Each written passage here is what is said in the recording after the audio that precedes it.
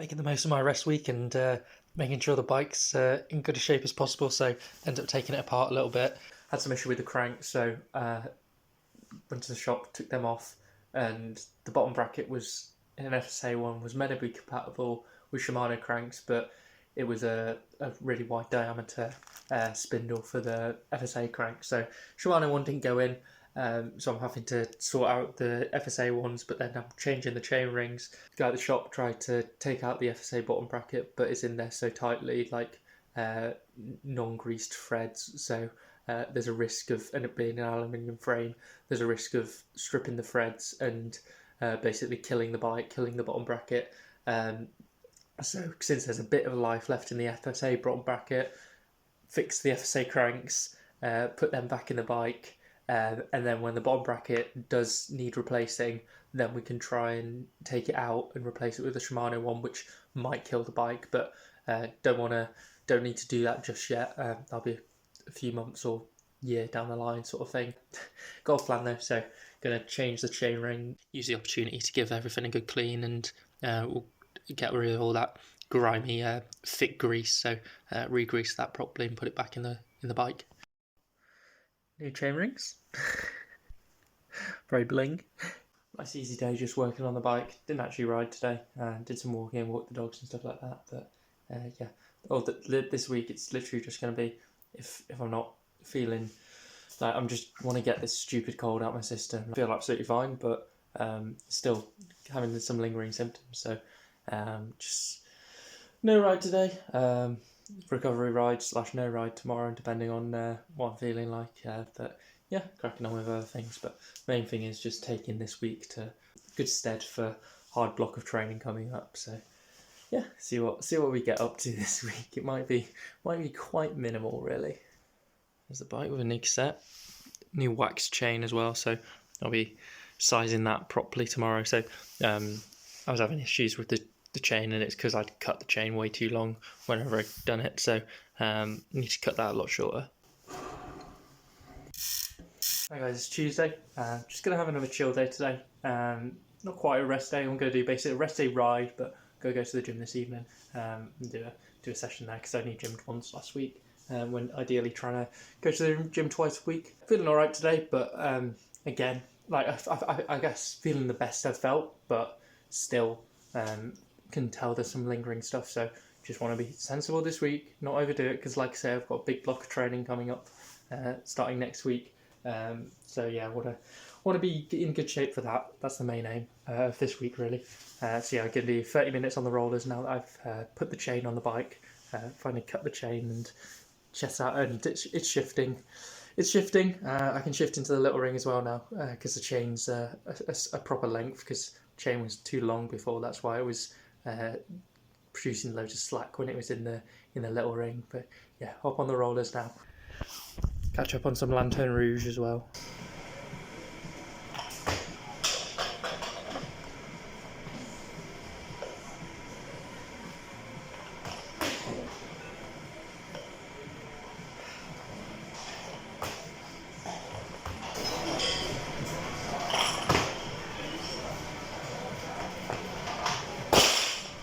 Guys, Wednesday, just another chill easy day today. Gonna do an hour and a half, basically zone 1, zone 2 region, upper end of zone 1 really.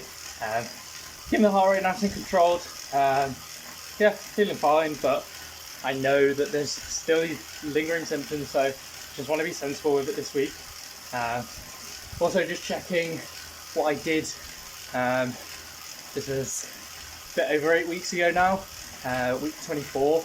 When I was actually properly ill, and what my approach was that week to try and kick that illness out of my system. Now I'd say it was a bit more straightforward then, because I was like properly ill rather than this weird halfway house. But yeah, just looking at that as a frame of reference, and yeah, having a similar approach to that this week. And it's also just a recovery week from the solid block of training I've done. So started racing, brought up the intensity for that, started introducing threshold work on the TT bike, and like the stimulus from racing is pretty demanding really. Let's hope this week actually does me good in the long term. I think with the training I've got coming up, that I see that being a possibility, so possibly a blessing in disguise, but yeah, just want to kick this stupid thing out of my system, man. It's so annoying. Yeah, just rewatching my video from a few weeks back when I was properly ill and having a look at my training piece calendar to see all the training I was actually doing.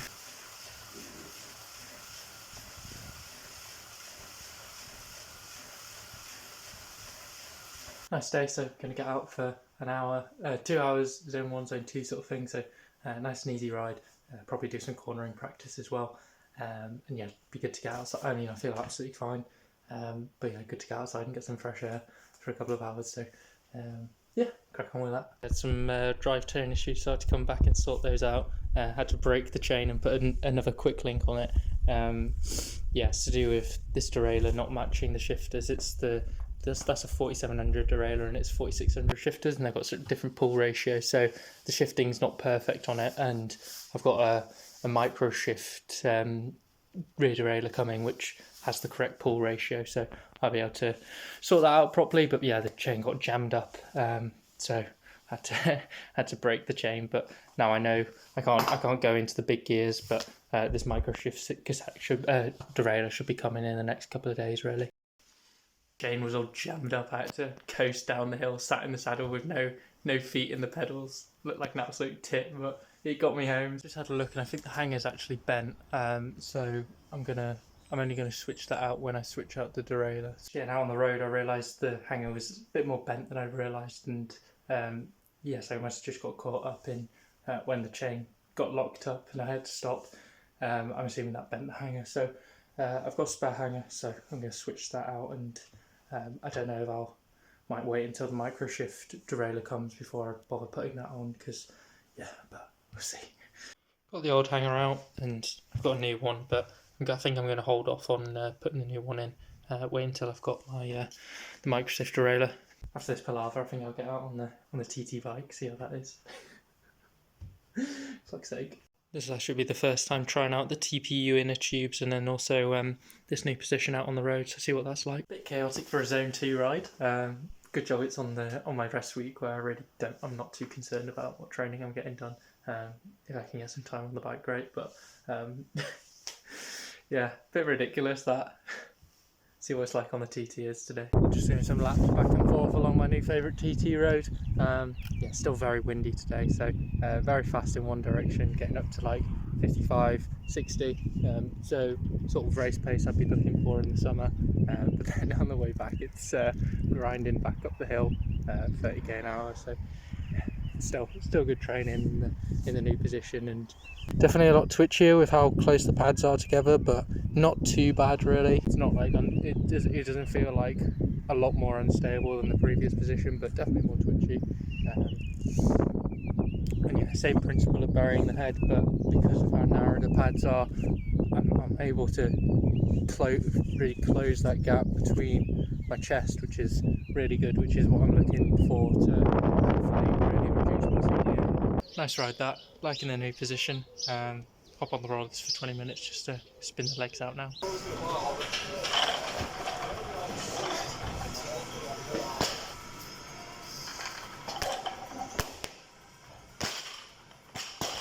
Micro shift derailleur's arrived, but I don't have time to index that, so I'll go ahead and start trying to do that at the weekend. Hey guys, Friday. Just topping up to 2 hours now, finishing a nice, easy zone 2, zone 1 ride. Biggest ride I've done this week.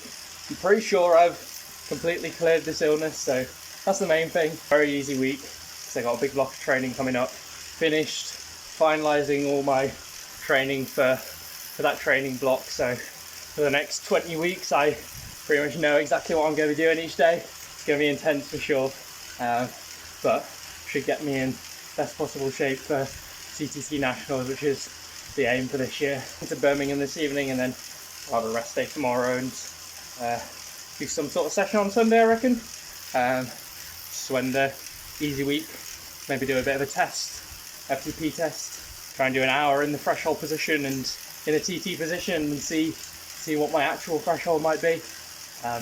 Depends on how I'm feeling really though. Spending a bit more time in the new TT position, which is good because it's definitely different on your shoulders, a bit more intense, so it takes some getting used to for sure. Got the micro shift derailleur installed and it's shifting pretty much perfectly, so very happy with that. Can't get it in the 50-28 as the chain's too short for that, but shouldn't be in that gear anyway. And then also in the 12-34, it rattles on the front derailleur, but that's normal. And again, shouldn't be in that gear cross chaining. So yeah, shifting pretty much perfectly. So I think I'll just do a spin on the rollers and check it's all good. But that's really straightforward. Yeah, happy with that. Probably index bike. With this week being so chill, I know that my TSB is going to be through the roof. So I decided to actually just plot my ATL, CTL, and TSB for the last 53 weeks, not quite, since I started this series. So yeah, so it's definitely gonna. This was when I was ill before, where I didn't get a big training weekend, and it just absolutely tanks your weekly TSS, obviously. So then your TSB goes through the roof. So that's gonna happen again. But yeah, I generally didn't really appreciate this downward trend, I guess, in my CTL, so my 6 week average, and yeah, I really did ramp it up at the start of my training, I guess, and was in very good form for Zwift Academy, so it makes sense. So yeah, with the training block I've got planned coming, going to be hopefully getting the CTL up a bit, but yeah, it's not as straightforward as the graph because I also have changed my my threshold value in Training Peaks. So when my threshold value went up, then I guess the training got hard. Well, you get less TSS for the same session, so that's also something to take into account. But yeah, good to track this stuff once in a while. Actually felt really nice just spinning on the rollers there for 15 minutes. Legs feeling really good. Just a bit surprising, really. And yeah, I'm feeling absolutely fine. And I've been potentially thinking about doing a 1 hour FTP test in the TT position. So as long as I'm feeling all good tomorrow, I might have a go at that. And set a really nice baseline for what my TT training should be looking like. When I did my TT a couple of weeks ago, I reckon my TT threshold was around 370 watts. That being 370 watts from the kicker core, so slightly lower on the four eyes or the single-sided Asioma. So try and aim for something close to that, and see the result I get, and then I'm assuming it'll be slightly lower. So let's say I get 360, and then I know the range is 360 to 370 for what my TT threshold is. So yeah, I think that'll be good if I'm feeling up for that tomorrow. Well, you need to be really feeling up for it to get a proper test done, really, because it's going to be so hard, really. But yeah, that might be fun. Guys, Sunday, feeling good today, so going to get out on the bike for an hour outside, do some sprints and some warming up, and then come back and do the 1 hour FTP test in the TT position, doing that indoors. But yeah, get all the doors open. It's not super warm, but it's like 12 degrees or something, but we'll still get sweaty on the bike, so want as best cooling as possible, and yeah, get a good estimate as to what my threshold might be at. Tank my TSS and be fit, but I'll see what see what I'm like after this big dip in the graph, basically, and then obviously for the next 20 weeks I'll be really ramping up the training and yeah, hopefully getting a lot fitter. 50 minutes there, a bit hard for a warm up, but we'll get on this TT bike now and have a crack at this 1 hour effort. 15 minute spin, get ready in the position, and then crack on with a 1 hour effort. I think I'm just about ready. I'll scull some sugar water before I start. Nervous, obviously. Yeah, just see what we've got in the legs today. That's 23 minutes, but approaching 20 minutes, my legs are just cooked. Like, partly haven't done any training this week, but then also like the threshold efforts I was doing during the TT block were never more than 20 minutes, so I'm not used to that level of fatigue, muscular fatigue in the legs. Yeah, fuck. I was trying hard. Like I felt like it was happening, but fuck, I'm fumbling. Fuck's sake. Oh, that's disappointing. And cardio wise, I was getting up there and I was feeling good. Like, took me 5 minutes, maybe. Took me a while to creep up to my 170, 175 BPM, which is at my threshold heart rate really. I didn't shoot straight up to there, which is good because you expect with illness, like, that would be most affected. So I'm pretty sure I'm better. But yeah, it was just it was just the legs. The legs just weren't there. I mean, I was constant 100, 101, 102 RPM, but the muscular fatigue just kept creeping in. It's good to know though, because I'm going to struggle in these longer efforts. Well, I'm not prepped to do these longer efforts. Even though my fitness is down, like, I feel like I can still execute sessions and stuff. But just this longer stuff that I'm not primed for. Yeah, just really hard work. But yeah, I'm going to be working on it, so that's all good.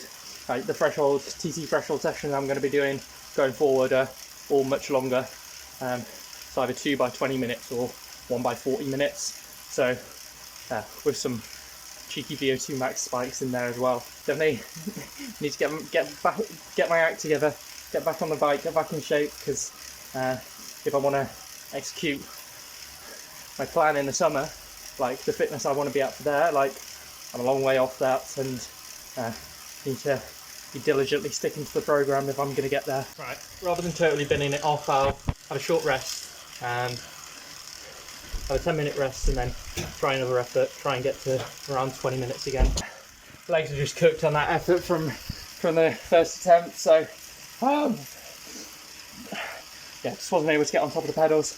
Heart rate wasn't coming up because my power wasn't there. Yeah, I definitely know I want to ramp up the training to get fit again, but just being realistic, it's not all fitness. It's not all just fitness that I failed this test. There is like that muscular component, which is a real reality check that you can't just do short threshold effort. Most of the training people do at threshold is the efforts are way too short. Like doing 6 or 8 minute efforts at threshold, like it's hard to, you can't, it's so easy to overdo it and just be basically doing a VO2 max effort and you feel fine, because your threshold itself isn't accurate, because very rare that someone's operating a threshold that they actually can sustain for an hour. I even think with like lactate testing, like I don't care if you're doing lactate testing, if you're doing short threshold efforts, like it's not the same as a full hour. Going to be doing proper long threshold sessions from now on, big long efforts, 20 minutes or 40 minutes. So if you can do those, like you're pretty confident of what your threshold actually is. Because I got away with it for the past 6 weeks. So during my time trials, like I was fit for a 20-minute effort, and I thought, oh, I'm just threshold fit, but the threshold I was doing was more specific to a lower duration effort, which is just a VO2 max effort really. Get back to training, that's the main thing. It's just a slap up the ass. And I knew this is the unfittest I'd been all season really, just because with the intensity of the training and the races, I tailed off the volume for the last 5 or so weeks,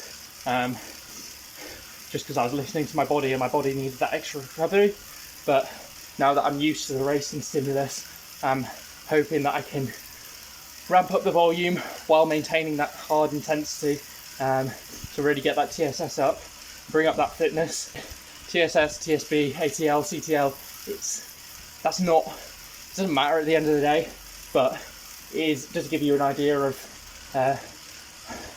the longitudinal data of your training and the trends you want to see. I've planned out my training for the next 150 days, basically, next 21 weeks for the rest of my season.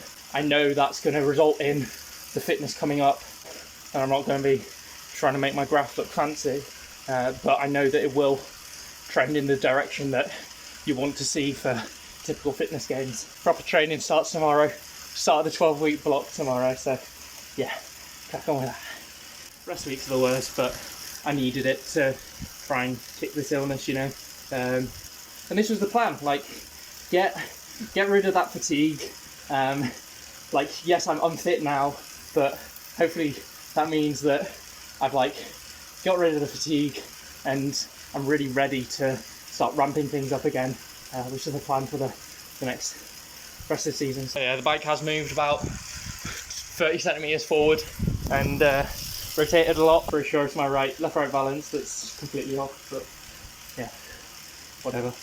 Good thing is I don't need to worry about peaking too early this year, because mid-season, well, not mid-season, coming into the spring, I feel like I'm at the weakest I've been, so plenty of room to grow from here. And yeah, just exciting stuff to see what I can do within the next 12 weeks of racing, working on my tactics as well as just getting fitter. And then after that racing block, like, just knuckle down, get the training done to prep for CCC Nationals. So just motivated to get the training done so I can be on top form for the summer and yeah, really get the most out of myself, see what's actually possible.